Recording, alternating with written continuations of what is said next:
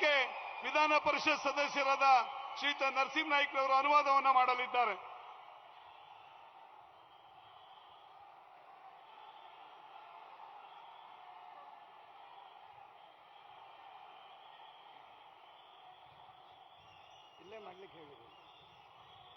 भारत माता की, भारत माता की।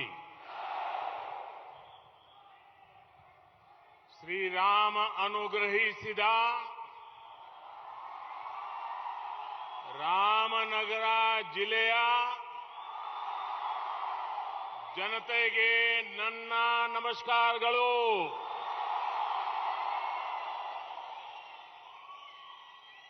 अप्रमेय स्वामी मंदिर श्री केंगल आंजनेय स्वामी मंदिर को मेरा भक्ति भाव से प्रणाम. सिद्धगंगा मठ के त्रिविधा दासोही श्री शिवकुमार स्वामी जी, आदि चुनचुनगिरी मठ के श्री बाल गंगाधर स्वामी जी का जन्म इसी पवित्र धरती पर हुआ था. मैं सभी संत जनों का वंदन करता हूं. ಅಪ್ರಮೇಯ ರಾಮ ಮಂದಿರ ಶ್ರೀ ಕೆಂಗಲ್ ಆಂಜನೇಯ ಸ್ವಾಮಿ ಮಂದಿರಕ್ಕೆ ನನ್ನ ಭಕ್ತಿಪೂರ್ವಕ ಪ್ರಣಾಮಗಳು. ಸಿದ್ಧಗಂಗಾ ಮಠದ ತ್ರಿವಿಧ ದಾಸೋಹಿ ಶ್ರೀ ಶಿವಕುಮಾರ ಸ್ವಾಮೀಜಿ, ಆದಿಚುಂಚನಗಿರಿ ಮಠದ ಶ್ರೀ ಬಾಲಗಂಗಾಧರನಾಥ ಸ್ವಾಮೀಜಿಯವರ ಜನ್ಮ ಇದೇ ಪವಿತ್ರ ಭೂಮಿಯಲ್ಲಿ ಆಗಿರುತ್ತದೆ. ನಾನು ಎಲ್ಲ ಸಂತ ಶ್ರೇಷ್ಠರಿಗೆ ವಂದನೆಯನ್ನ ಮಾಡುತ್ತೇನೆ. भाइयों और बहनों, इस बार का कर्नाटका का ये चुनाव बहुत विशेष है. ये चुनाव आने वाले 25 सालों के कर्नाटका के विकास को तय करने वाला है. ये चुनाव कर्नाटका को देश का नंबर 1 राज्य बनाने का चुनाव है. और ये महायज्ञ, ये संकल्प सिर्फ और सिर्फ बीजेपी ही पूरा कर सकती है. कांग्रेस और जेडीएस की दृष्टि में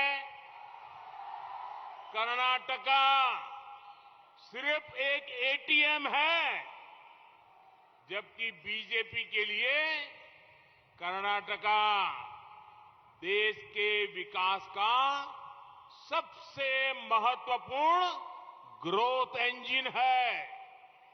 ಈ ಬಾರಿಯ ಕರ್ನಾಟಕದ ಚುನಾವಣೆ ಭಾರಿ ಮಹತ್ವದಾಗಿದೆ. ಈ ಚುನಾವಣೆ ಬರುವ 25 ವರ್ಷಗಳ ಕರ್ನಾಟಕದ ವಿಕಾಸವನ್ನು ನಿಶ್ಚಯ ಮಾಡಲಿದೆ. ಈ ಚುನಾವಣೆ ಕರ್ನಾಟಕವನ್ನು ದೇಶದ ನಂಬರ್ 1 ರಾಜ್ಯವನ್ನಾಗಿ ಮಾಡುವ ಚುನಾವಣೆ ಮತ್ತು ಈ ಮಹಾಯಜ್ಞವನ್ನು, ಈ ಸಂಕಲ್ಪವನ್ನು ಕೇವಲ ಬಿಜೆಪಿ ಮಾತ್ರ ಮಾಡಬಲ್ಲದು. ಕಾಂಗ್ರೆಸ್ ಮತ್ತು ಜೆಡಿಎಸ್ನ ದೃಷ್ಟಿಯಲ್ಲಿ ಕರ್ನಾಟಕ ಒಂದು ಎಟಿಎಂ ಮಾತ್ರ. ಆದರೆ ಬಿಜೆಪಿಗೆ ಕರ್ನಾಟಕ ದೇಶದ ವಿಕಾಸಕ್ಕೆ ಅತ್ಯಂತ पूर्ण अभिवृद्धिಯ ಎಂಜಿನ್ ಆಗಿದೆ.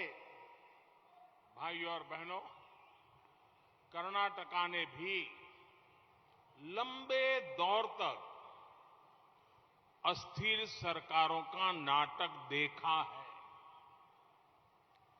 अस्थिर सरकारों में सिर्फ और सिर्फ लूटने के लिए लड़ाई होती है, विकास नहीं होता.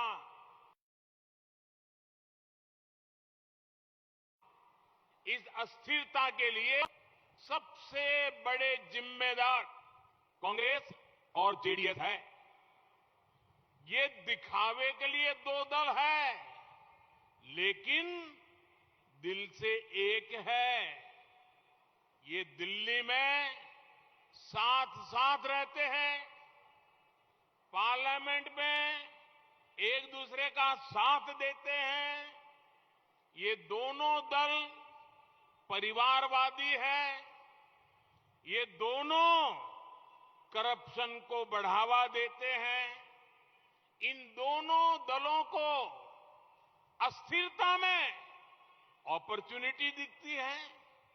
और जेडीएस तो जरा देखिए, जेडीएस तो घोषणा करके कहती है कि 15-20 सीटें मिल जाएं तो वो किंग मेकर हो जाएंगे। ऐसे स्वार्थ से एक परिवार का भला होता होगा, लेकिन कर्नाटका के लाखों परिवारों को नुकसान होता है। आप याद रखिएगा, जेडीएस को दिया एक एक वोट सीधा कांग्रेस के खाते में जाएगा, कर्नाटका में अस्थिरता लाएगा। इसलिए ई बारिया निर्धारा, ಈ ಬಾರಿಯ ನಿರ್ಧಾರ ಬಹುಮತದ ಬಿಜೆಪಿ ಸರ್ಕಾರ. ಸಹೋದರ ಸಹೋದರಿಯರೇ, ಕರ್ನಾಟಕ ಬಹಳ ಕಾಲದಿಂದ ಅಸ್ಥಿರ ಸರಕಾರಗಳ ನಾಟಕ ನೋಡಿದೆ. ಅಸ್ಥಿರ ಸರಕಾರದಲ್ಲಿ ಕೇವಲ ಮತ್ತು ಕೇವಲ ಲೂಟಿಗಾಗಿ ಜಗಳ ಮಾತ್ರ ಆಗ್ತದೆ, ವಿಕಾಸ ಆಗುವುದಿಲ್ಲ. ಈ ಅಸ್ಥಿರತೆಗೆ ಕಾಂಗ್ರೆಸ್ ಮತ್ತು ಜನತಾದಳ ಹೆಚ್ಚಿನ ಜವಾಬ್ದಾರಿ ಹೊರಬೇಕಾಗಿದೆ. ಹೊರಗಿನ ನೋಟಕ್ಕಷ್ಟೇ ಇವು ಎರಡು ಪಕ್ಷಗಳು, ಆದರೆ ಒಳಗಿಂದ ಇವರು ಒಂದೇ. ಇವರು ದಿಲ್ಲಿಯಲ್ಲಿ ಜೊತೆಯಾಗಿರುತ್ತಾರೆ, ಸಂಸತ್ತಿನಲ್ಲಿ ಒಬ್ಬರಿಗೊಬ್ಬರು ಜೊತೆ ನೀಡುತ್ತಾರೆ. ಈ ಎರಡೂ ಪಕ್ಷಗಳು ಕುಟುಂಬವಾದಿಗಳು. ಇವರಿಬ್ಬರು ಭ್ರಷ್ಟಾಚಾರಕ್ಕೆ ಬೆಂಬಲ ನೀಡುತ್ತಾರೆ. ಈ ಎರಡೂ ಪಕ್ಷಗಳಿಗೆ ಅಸ್ಥಿರತೆಯಲ್ಲಿ ಅವಕಾಶ ಕಾಣುತ್ತದೆ. ಜೆಡಿಎಸ್ ಅಂತೂ ಘೋಷಣೆಯನ್ನೇ ಮಾಡುತ್ತದೆ, ನಮಗೆ 15-20 ಸೀಟು ಸಿಕ್ಕಿದರೂ ಸಾಕು, ನಾವು ಕಿಂಗ್ ಮೇಕರ್ಗಳಾಗುತ್ತೇವೆ ಎಂಬ ಕನಸು ಕಾಣುತ್ತದೆ. ಈ ಸ್ವಾರ್ಥದಿಂದ ಒಂದು ಕುಟುಂಬಕ್ಕಷ್ಟೇ ಲಾಭವಾಗುತ್ತದೆ, ಆದರೆ ಕರ್ನಾಟಕದ ಲಕ್ಷಾಂತರ ಕುಟುಂಬಗಳಿಗೆ ನಷ್ಟವಾಗುತ್ತದೆ. ನಾವು ನೆನಪಿನಲ್ಲಿಡಬೇಕು, ಜೆಡಿಎಸ್ಗೆ ನೀಡುವ ಒಂದೊಂದು ವೋಟು ಕಾಂಗ್ರೆಸ್ಸಿನ ಖಾತೆಗೆ ಹೋಗ್ತದೆ, ಕರ್ನಾಟಕದಲ್ಲಿ ಅಸ್ಥಿರತೆ ತರುತ್ತದೆ. ಹಾಗಾಗಿ ಈ ಬಾರಿಯ ನಿರ್ಧಾರ ಬಿಜೆಪಿಯ ಬಹುಮತದ ಸರ್ಕಾರ. भाइयों और बहनों, जब कांग्रेस जेडीएस की सरकारें होती है तो सिर्फ कुछ विशेष परिवार फलते फूलते हैं, लेकिन बीजेपी के लिए हर परिवार, इस देश का एक एक परिवार, कर्नाटका का एक एक परिवार भाजपा का अपना परिवार है। जब बीजेपी की डबल इंजन की सरकार होती है, तब रामनगरा जिले के 3 लाख साथियों के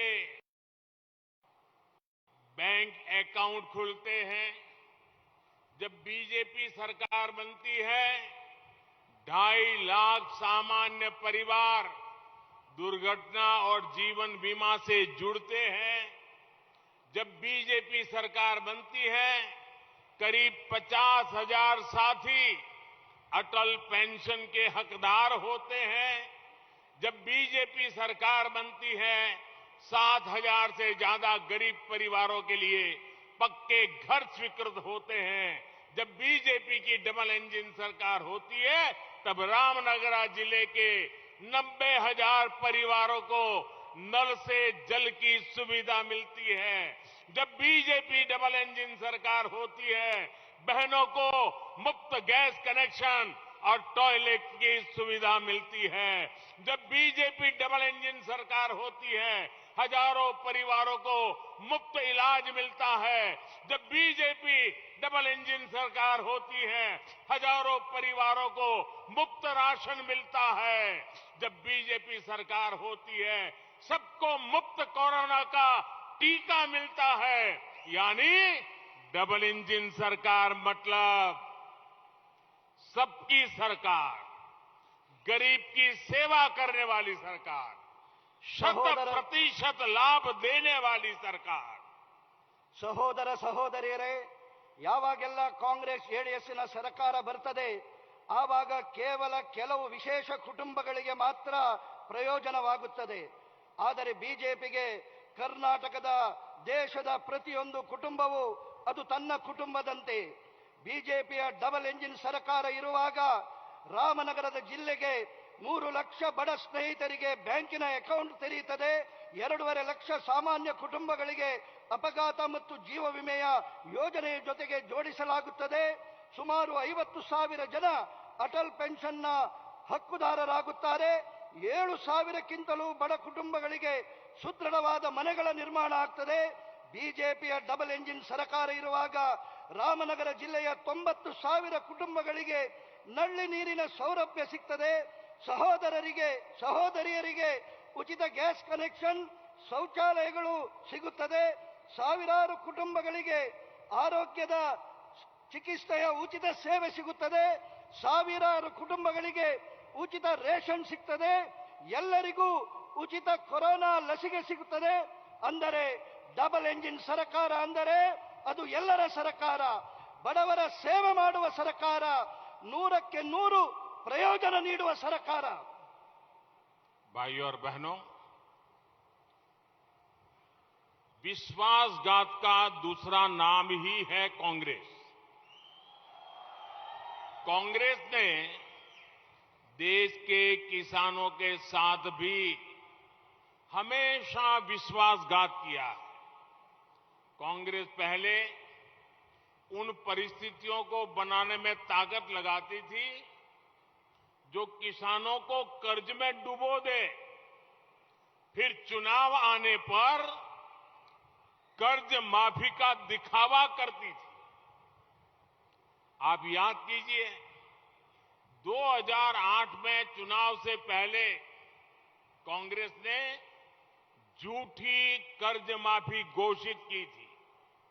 ये कर्ज माफी सिर्फ उनके लिए थी जो कांग्रेस के साथ मिले जुले थे और कांग्रेस जिनको बैंक से लोन दिलवाती थी। आप सोचिए, जब देश के करोड़ों छोटे किसानों के पास कभी बैंक का दरवाजा तक नहीं खुलता था, कभी जिनका बैंक में खाता नहीं था, जब कर्ज माफी होगी तो उसको लाभ कहां से मिलेगा?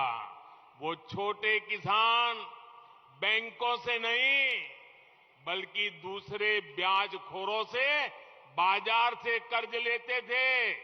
यानी कांग्रेस की कर्ज माफी का बहुत बड़ा हिस्सा किसानों के पास नहीं बल्कि उनके भाई भतीजे भ्रष्टाचारियों के पास पहुंचा। हालात तो ये थी कि 100 में से 10 किसानों का भी कर्ज सही से माफ नहीं हुआ था। यही कांग्रेस का ट्रैक रिकॉर्ड है। कांग्रेस की हर गारंटी, कांग्रेस की हर घोषणा झूठ का बंडल है, झूठ का बंडल।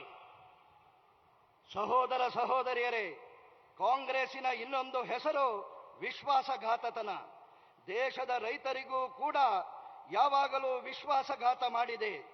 ಕಾಂಗ್ರೆಸ್ಸಿನ ಪ್ರಯತ್ನ ರೈತರನ್ನು ಸಾಲದ ಹೊರೆಯಲ್ಲಿ ಮುಳುಗಿಸುವಂತಹ ಪರಿಸ್ಥಿತಿ ನಿರ್ಮಾಣ ಮಾಡುವುದು ಮತ್ತು ಚುನಾವಣೆಯ ಸಂದರ್ಭದಲ್ಲಿ ಸಾಲ ಮನ್ನಾದ ತೋರಿಕೆಯ ಆಟ ಆಡುವುದು. ನೀವು ನೆನಪು ಮಾಡಿಕೊಳ್ಳಿ, 2008ರ ಚುನಾವಣೆಯಲ್ಲಿ ಸಾಲ ಮನ್ನಾದ ಸುಳ್ಳು ಘೋಷಣೆ ಮಾಡಿತು. ಈ ಸಾಲ ಮನ್ನಾದ ಕೇವಲ ಬ್ಯಾಂಕುಗಳಿಂದ ಲೋನ್ ಪಡೆದವರಿಗೆ ಮಾತ್ರ ಆಗಿತ್ತು. ನೀವು ಯೋಚಿಸಬೇಕು, ದೇಶದಲ್ಲಿ ಕೋಟ್ಯಾಂತರ ಸಣ್ಣ ರೈತರಿಗೆ ಬ್ಯಾಂಕಿನಲ್ಲಿ ಖಾತೆಯೇ ಇಲ್ಲ. ಅಂಥವರಿಗೆ ಸಾಲ ಮನ್ನಾದ ಸೌಲಭ್ಯ ಹೇಗೆ ಸಿಗಲು ಸಾಧ್ಯ? ಅಂತಹ ರೈತರು ಬ್ಯಾಂಕಿನಿಂದ ಬದಲಾಗಿ ಬಡ್ಡಿಕೋರರಿಂದ, ಖಾಸಗಿ ವ್ಯಕ್ತಿಗಳಿಂದ ಸಾಲ ಪಡೆಯುತ್ತಿದ್ದರು. ಅಂದರೆ ಕಾಂಗ್ರೆಸ್ಸಿನ ಸಾಲ ಮನ್ನಾದ ಬಹುದೊಡ್ಡ ಭಾಗ ರೈತರಿಗೆ ತಲುಪುತ್ತಿರಲಿಲ್ಲ. ಅದರ ಬದಲಾಗಿ ಕಾಂಗ್ರೆಸ್ಸಿನ ಜನರ ಭ್ರಷ್ಟಾಚಾರಿಗಳ ಕೈ ಸೇರುತ್ತಿತ್ತು.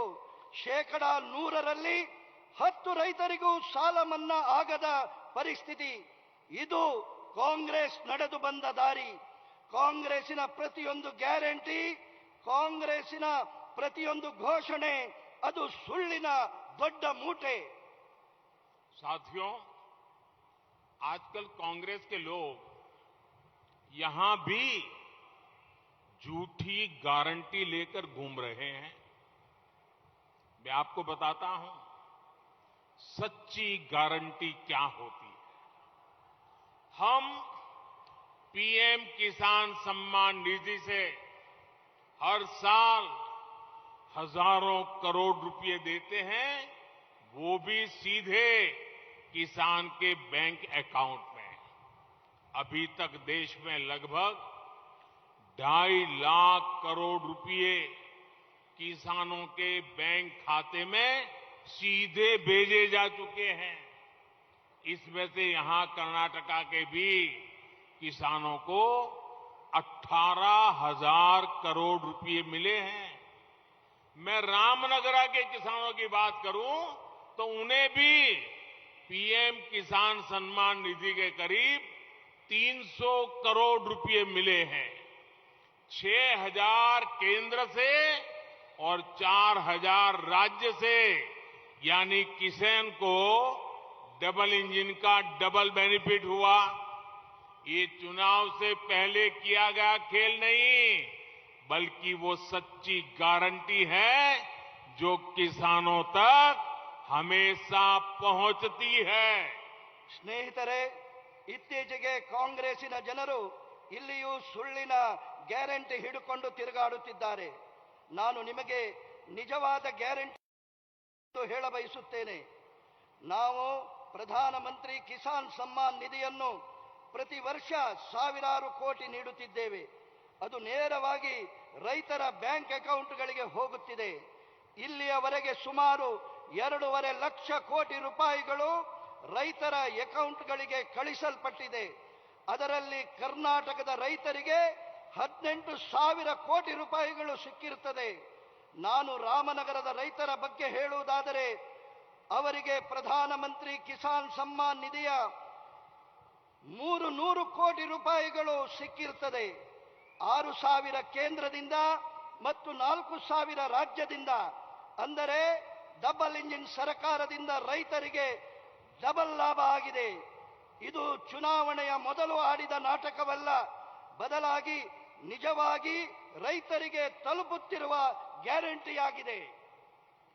साथियों, केंद्र की बीजेपी सरकार ने देश के हर गरीब को 5 लाख रुपए तक के मुफ्त इलाज की भी गारंटी दी है. यहां रामनगरा के भी 3 लाख गरीबों को आयुष्मान भारत का लाभ मिला है. अब उनके पास एक गारंटी है, वो सरकारी या प्राइवेट अस्पताल में जाकर 5 लाख रुपए तक का मुफ्त इलाज करा सकते हैं. यही होती है सच्ची गारंटी. ಸ್ನೇಹಿತರೆ, ಕೇಂದ್ರ ಸರ್ಕಾರದಿಂದ ದೇಶದ ಪ್ರತಿಯೊಬ್ಬ ಬಡವನಿಗೂ 5 ಲಕ್ಷ ರೂಪಾಯಿಯವರೆಗೆ ಉಚಿತ ಚಿಕಿತ್ಸೆಯ ಗ್ಯಾರಂಟಿ ಇದೆ. ಇಲ್ಲಿ ರಾಮನಗರದಲ್ಲಿಯೂ 3 ಲಕ್ಷ ಬಡ ಜನರಿಗೆ ಆಯುಷ್ಮಾನ್ ಭಾರತದ ಲಾಭ ಸಿಕ್ಕಿದೆ. ಅವರ ಬಳಿ ಸರ್ಕಾರಿ ಅಥವಾ ಖಾಸಗಿ ಆಸ್ಪತ್ರೆಗಳಿಗೆ ಹೋಗಿ 5 ಲಕ್ಷ ರೂಪಾಯಿಯವರೆಗೆ ಉಚಿತ ಚಿಕಿತ್ಸೆ ಪಡೆಯುವಂತಹ ಸಾಧ್ಯತೆ ಇದೆ. ಇದು ನಿಜವಾದ ಗ್ಯಾರಂಟಿ. साथियों, हमारा ये स्थान रेशमे नाडु है. रेशम किसानों को भी अगर किसी ने उचित मदद दी है तो वो येदियुरप्पा जी और बोम्मई जी की सरकार ने दी है। हमारी सरकार यहां सिल्क किसानों के प्रति टन 10,000 रुपए की मदद दे रही है। अच्छी क्वालिटी के सिल्क के उत्पादन के लिए भी उन्हें जरूरी मदद और प्रोत्साहन दिया जा रहा है। इससे उनकी आय बढ़ने में भी मदद हुई है। बीजेपी सरकार के प्रयासों से आज देश का सिल्क एक्सपोर्ट बढ़ा है और इसका भी बड़ा लाभ सिल्क किसानों को हुआ है। ಸ್ನೇಹಿತರೆ, ಇದು ರೇಷ್ಮೆಯ ನಾಡು. ರೇಷ್ಮೆಯ ರೈತರಿಗೆ ಯಾವುದಾದರೂ ಸರ್ಕಾರ ಉಚಿತ ಸಹಾಯ ನೀಡಿದ್ದರೆ ಅದು ಯಡಿಯೂರಪ್ಪನವರ ಮತ್ತು ಬೊಮ್ಮಾಯಿಯವರ ಸರ್ಕಾರ. ನಮ್ಮ ಸರ್ಕಾರ ರೇಷ್ಮೆಯ ರೈತರಿಗೆ ಪ್ರತಿ ಟನ್ಗೆ 10,000 ರೂಪಾಯಿಗಳ ಸಹಾಯ ನೀಡುತ್ತದೆ. ಒಳ್ಳೆಯ ಗುಣಮಟ್ಟದ ರೇಷ್ಮೆ ಉತ್ಪಾದನೆ ಮಾಡುವವರಿಗೂ ಅಗತ್ಯದ ಸಹಾಯ ಮತ್ತು ಪ್ರೋತ್ಸಾಹ ನೀಡಿದೆ. ಇದರಿಂದ ಅವರ ಆದಾಯ ಹೆಚ್ಚಳವಾಗಿದೆ. ಬಿಜೆಪಿ ಸರ್ಕಾರದ ಪ್ರಯತ್ನದಿಂದಾಗಿ ದೇಶದ ರೇಷ್ಮೆಯ ರಫ್ತು ಹೆಚ್ಚಾಗಿದೆ ಮತ್ತು ಇದರಿಂದಲೂ ದೊಡ್ಡ ಲಾಭ ರೇಷ್ಮೆಯ ರೈತರಿಗೆ ಸಿಕ್ಕಿದೆ. देवी और सज्जनों, आज कांग्रेस की अपनी वारंटी खत्म हो चुकी है। इसलिए उसकी हर गारंटी झूठी ही होगी। इसकी एक और सच्चाई मैं आपको बताता हूं। अभी ताजा उदाहरण हिमाचल का है। वहां की बहनों को इन्होंने गारंटी दी कि पहली कैबिनेट बैठक में ही घर की हर महिला को 1,500 रुपये देंगे। सरकार बनी तो कांग्रेस ने हिमाचल की बहनों से विश्वासघात कर दिया। वो आज तक पैसों का इंतजार कर रही है। ಸಹೋದರ ಸಹೋದರಿಯರೇ, ಇವತ್ತು ಕಾಂಗ್ರೆಸ್ಸಿನ ವಾರಂಟಿ ಮುಗಿದಿದೆ. ಈ ಕಾರಣಕ್ಕಾಗಿ ಅದರ ಪ್ರತಿಯೊಂದು ಗ್ಯಾರಂಟಿ ಸುಳ್ಳಿನದಾಗಿದೆ. ಇದರ ಇನ್ನೊಂದು ಸತ್ಯವನ್ನ ನಿಮಗೆ ಹೇಳುತ್ತೇನೆ. ಇತ್ತೀಚಿನ ತಾಜಾ ಉದಾಹರಣೆ ಹಿಮಾಚಲ ಪ್ರದೇಶದ್ದು. ಅಲ್ಲಿ ಸಹೋದರಿಯರಿಗೆ ಗ್ಯಾರಂಟಿ ಕೊಟ್ಟಿದ್ದರು. ಮೊದಲನೆಯ ಸಚಿವ ಸಂಪುಟ ಸಭೆಯಲ್ಲಿಯೇ ಮನೆಯ ಪ್ರತಿ ಮಹಿಳೆಯರಿಗೆ 1,000 ರೂಪಾಯಿ ನೀಡುತ್ತೇವೆ ಎಂದು ಗ್ಯಾರಂಟಿಯನ್ನು ಕೊಟ್ಟಿದ್ದರು. ಸರ್ಕಾರ ಆಯಿತು. ಆದರೆ ಹಿಮಾಚಲ ಪ್ರದೇಶದ ಸಹೋದರಿಯರಿಗೆ ಕಾಂಗ್ರೆಸ್ ವಿಶ್ವಾಸಘಾತ ಮಾಡಿದೆ. ಇವತ್ತಿನವರೆಗೂ ಈ ಹಣಕ್ಕಾಗಿ ಅಲ್ಲಿಯ ಸಹೋದರಿಯರು ಕಾತರದಿಂದ ಕಾಯುತ್ತಿದ್ದಾರೆ. साथियों, हिमाचल में दी हुई अपनी गारंटी कांग्रेस सरकार में आने के बाद भूल गई। और जानते हैं कांग्रेस ने पहली कैबिनेट में क्या किया? डीजल के दाम बढ़ा दिए और बीजेपी की सरकार की कई योजनाओं बंद कर दिया। और यही कांग्रेस का असली चेहरा है। ಹಿಮಾಚಲದಲ್ಲಿ ನೀಡಿದ ಗ್ಯಾರಂಟಿಯನ್ನ ಕಾಂಗ್ರೆಸ್ ಸರ್ಕಾರ ಬಂದ ಮೇಲೆ ಮರೆತು ಬಿಟ್ಟಿದೆ. ಮತ್ತು ಕಾಂಗ್ರೆಸ್ ತಮ್ಮ ಮೊದಲ ಸಂಪುಟ ಸಭೆಯಲ್ಲಿ ಏನು ಮಾಡಿದರು ಗೊತ್ತೇ? ಡೀಸೆಲ್ನ ಬೆಲೆ ಏರಿಕೆ ಮಾಡಿದ್ದು ಮತ್ತು ಬಿಜೆಪಿ ಸರ್ಕಾರದ ಜನಪರ ಯೋಜನೆಗಳನ್ನು ರದ್ದು ಮಾಡಿದ್ದು. ಇದು ನಿಜವಾದ ಕಾಂಗ್ರೆಸ್ಸಿನ ಮುಖವಾಡ. साथियों, कांग्रेस की नीति ही रिवर्स गियर की है। सरकार में आने के बाद कांग्रेस गरीबों की जो योजनाएं बीजेपी ने शुरू की होती हैं वो भी बंद कर देती है।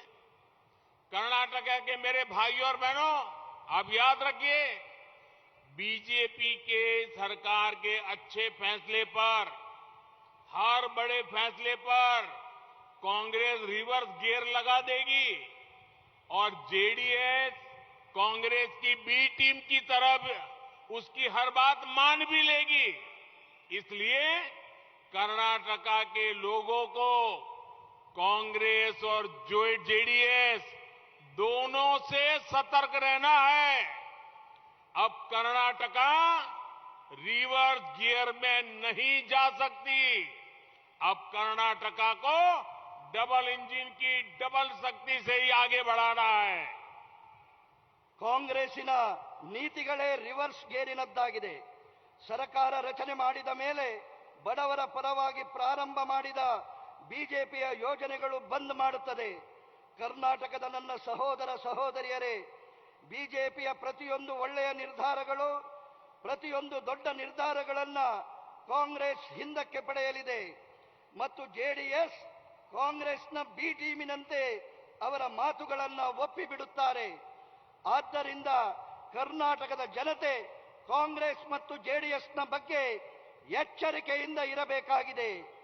ಈಗ ಕರ್ನಾಟಕಕ್ಕೆ ರಿವರ್ಸ್ ಗೇರಿನಲ್ಲಿ ಹೋಗುವ ಸರ್ಕಾರ ಅಲ್ಲ, ಈಗ ಕರ್ನಾಟಕಕ್ಕೆ ಡಬಲ್ ಇಂಜಿನ್ನೊಂದಿಗೆ ಡಬಲ್ ಶಕ್ತಿಯ ಜೊತೆಗೆ ಮುಂದೆ ಹೋಗಬೇಕಾದ ಸರ್ಕಾರ ಬೇಕಾಗಿದೆ. भाइयों और बहनों, बीजेपी ने हमेशा युवा हितों को, नौजवान के लेने अवसरों को सर्वोपरि रखा है। गांव देहात में भी नौजवान अपने मन का काम कर सके, इसके लिए बीजेपी ने मुद्रा योजना चलाई। हमने मुद्रा योजना के तहत युवाओं को पूरे देश में 20 लाख करोड़ रुपए से अधिक दिए हैं। मुद्रा के करीब 7 लाख लाभार्थी तो ये रामनगरा जिले के ही हैं। रामनगरा के नौजवानों को मुद्रा योजना के तहत 3000 करोड़ रुपए से अधिक की मदद मिली है। ಸಹೋದರ ಸಹೋದರಿಯರೇ, ಬಿಜೆಪಿ ಯಾವಾಗಲೂ ಯುವಕರ ಹಿತವನ್ನ ಬಯಸುತ್ತದೆ ಮತ್ತು ಯುವಕರಿಗಾಗಿ ಹೊಸ ಅವಕಾಶಗಳಿಗೆ ಪ್ರಥಮ ಆದ್ಯತೆ ನೀಡಿದೆ. ಗ್ರಾಮಗಳಲ್ಲಿಯೂ ಯುವಕರು ತಮ್ಮ ಮನಸ್ಸಿನ ಇಚ್ಛೆಯ ಕೆಲಸ ಮಾಡಲು ಬಿಜೆಪಿ ಮುದ್ರಾ ಯೋಜನೆಯನ್ನ ತಂದಿದೆ. ನಾವು ಮುದ್ರಾ ಯೋಜನೆಯ ಅಡಿಯಲ್ಲಿ ಯುವಕರಿಗಾಗಿ ದೇಶದಲ್ಲಿ 20 ಲಕ್ಷ ಕೋಟಿಗಿಂತಲೂ ಅಧಿಕ ಹಣವನ್ನ ನೀಡಿದ್ದೇವೆ. ಮುದ್ರಾ ಯೋಜನೆಯ ಸುಮಾರು 7 ಲಕ್ಷ ಲಾಭಾರ್ಥಿಗಳು ಈ ರಾಮನಗರದ ಜಿಲ್ಲೆಯಲ್ಲಿ ಇದ್ದಾರೆ. ರಾಮನಗರದ ಯುವಕರಿಗೆ 3,000 ಕೋಟಿಗಿಂತಲೂ अधिक सहाय ನೀಡಿದೆ. भाइयों और बहनों, चन्नापटना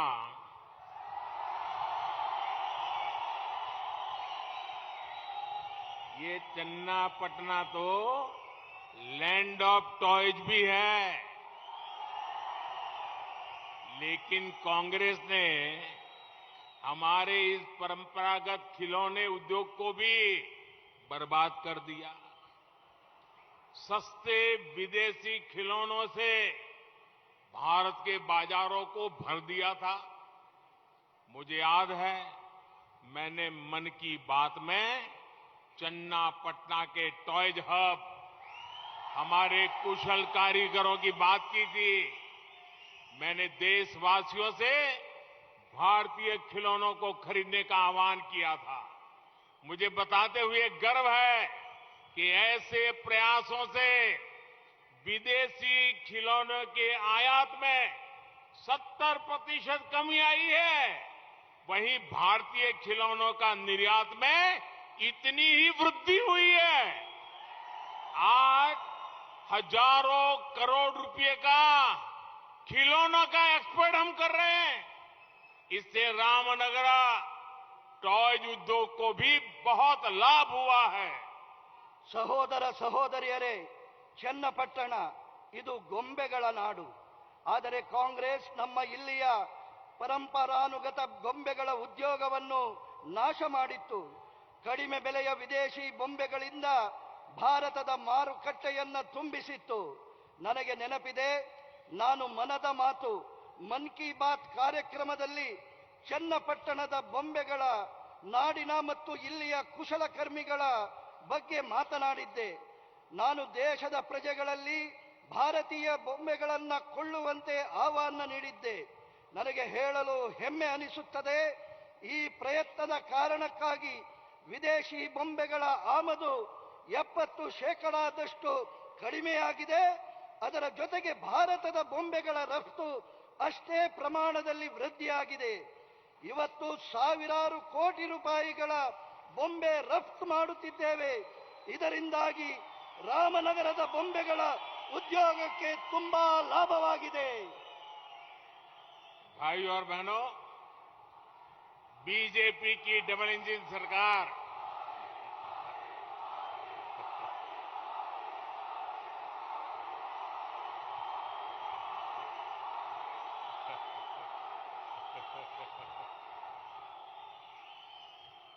बीजेपी की डबल इंजन सरकार कर्नाटका को नंबर 1 राज्य बनाने के लिए काम कर रही है.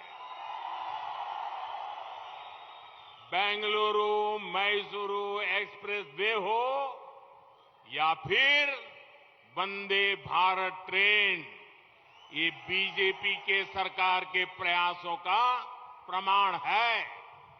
हम रामनगरा में औद्योगिक विकास को गति देना चाहते हैं. यहां के युवाओं को रोजगार के ज्यादा से ज्यादा अवसर देना चाहते हैं. इसके लिए कर्नाटका में डबल इंजन सरकार जरूरी है. ಸಹೋದರ ಸಹೋದರಿಯರೇ, ಬಿಜೆಪಿಯ ಡಬಲ್ ಎಂಜಿನ್ ಸರ್ಕಾರ ಕರ್ನಾಟಕವನ್ನು ದೇಶದ ನಂಬರ್ 1 ರಾಜ್ಯ ಮಾಡಲು ಕಾರ್ಯನಿರ್ವಹಿಸುತ್ತಿದೆ. ಬೆಂಗಳೂರು ಮೈಸೂರು ಎಕ್ಸ್ಪ್ರೆಸ್ ಹೆದ್ದಾರಿ ಅಥವಾ ವಂದೇ ಮಾತರಂ ರೈಲು ಇದು ಬಿಜೆಪಿಯ ಸರ್ಕಾರಗಳ ಪ್ರಯತ್ನದ ಪ್ರಮಾಣವಾಗಿದೆ. ನಾವು ರಾಮನಗರದಲ್ಲಿ ಔದ್ಯೋಗಿಕ ವಿಕಾಸದ ವೇಗವನ್ನು ನೀಡಲು ಇಚ್ಛೆ ಪಡುತ್ತೇವೆ. ರಾಮನಗರದ ಯುವಕರಿಗೆ ಹೆಚ್ಚು ಉದ್ಯೋಗ ಅವಕಾಶ ನೀಡ ಬಯಸುತ್ತೇವೆ. ಇದಕ್ಕಾಗಿ ಕರ್ನಾಟಕದಲ್ಲಿ ಡಬಲ್ ಎಂಜಿನ್ ಸರ್ಕಾರದ ಅಗತ್ಯವಿದೆ. भाइयों और बहनों, विकास के इन कार्यों के बीच कांग्रेस ने मुझे गाली देने वाला पिटारा फिर खोल दिया है. ये कांग्रेस के लोग कभी मेरी कब्र खोदना चाहते हैं, कभी मुझे सांप बुलाते हैं. सांप तो भगवान शिव की माला है.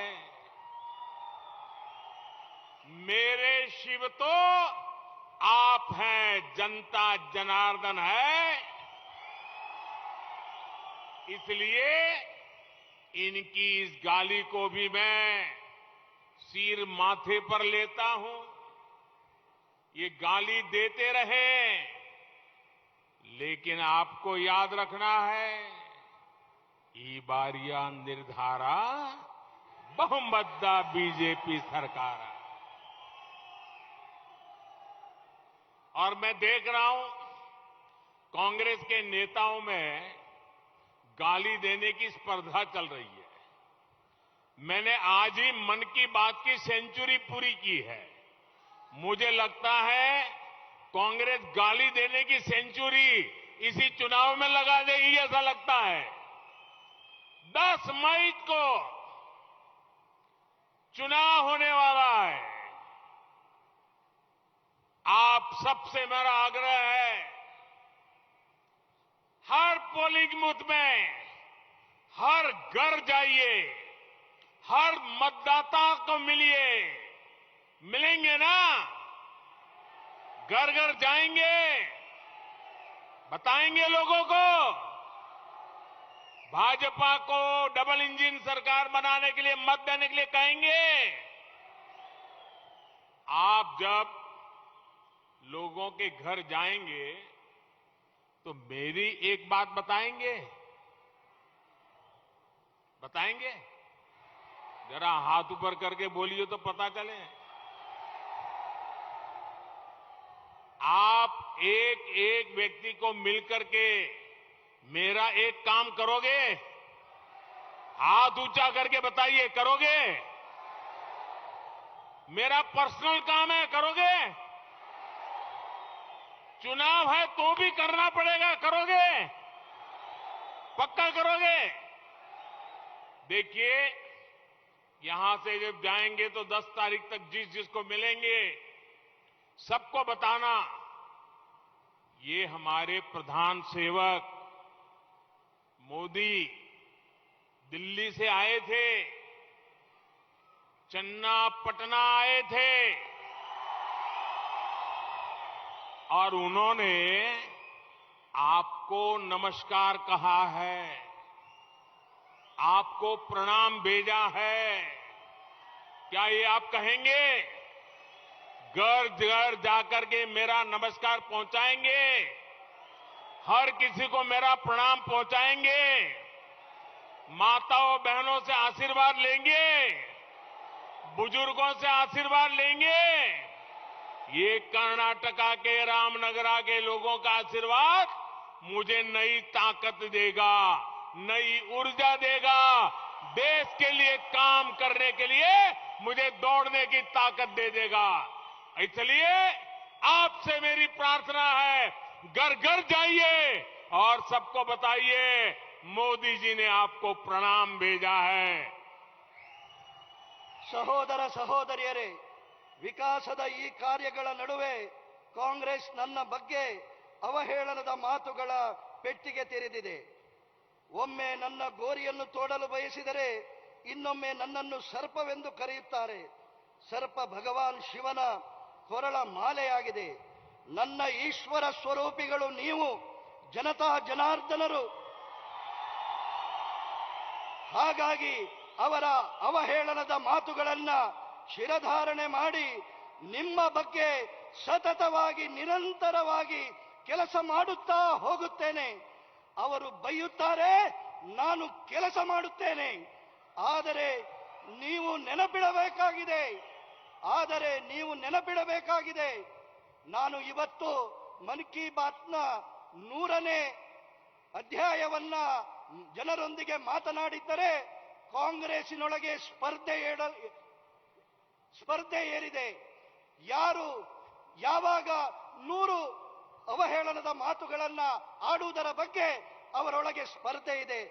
ನಾನು ನಿಮ್ಮಲ್ಲಿ ವೈಯಕ್ತಿಕವಾದ ಒಂದು ಕೆಲಸವನ್ನ ನಿಮ್ಮಿಂದ ಚನ್ನಪಟ್ಟಣದ ಕರ್ನಾಟಕದ ಜನತೆಗೆ ಹೇಳಬಯಸುತ್ತೇನೆ. ನೀವು ಹೇಳಬೇಕು, ದೇಶದ ಪ್ರಧಾನಮಂತ್ರಿಗಳು ಚನ್ನಪಟ್ಟಣಕ್ಕೆ ಬಂದಿದ್ರು, ಅವರು ಹೇಳಿದ್ದಾರೆ, ಅವರ ನಮಸ್ಕಾರವನ್ನ ತಿಳಿಸಿದ್ದಾರೆ. ಮುಂದಿನ 10 ತಾರೀಕಿನವರೆಗೆ ನಾನು ಹೇಳಿದಂತಹ ಒಂದು ಕೆಲಸವನ್ನ ಮಾಡುತ್ತೀರಾ?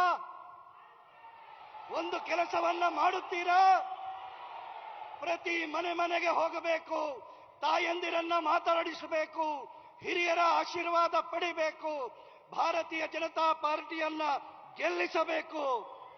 ಮತ್ತೊಮ್ಮೆ ಹೇಳಲಿಕ್ಕೆ ಬಯಸುತ್ತೇನೆ, ನಮ್ಮೆಲ್ಲರ ನಿರ್ಧಾರ ಬಿಜೆಪಿಯ ಬಹುಮತದ ಸರ್ಕಾರ. ಎಲ್ಲರಿಗೂ ಮತ್ತೊಮ್ಮೆ ನಮ್ರ ನಮಸ್ಕಾರಗಳು, ಧನ್ಯವಾದಗಳು. मेरे साथ बोलिए, भारत माता की जय. आवाज कर्नाटका के हर कोने में पहुंचनी चाहिए. पूरी ताकत से बोलिए, भारत माता की जय. भारत माता की जय. भारत माता की जय. वंदे वंदे मातरम. वंदे वंदे मातरम. वंदे मातरम. वंदे मातरम. वंदे वंदे वंदे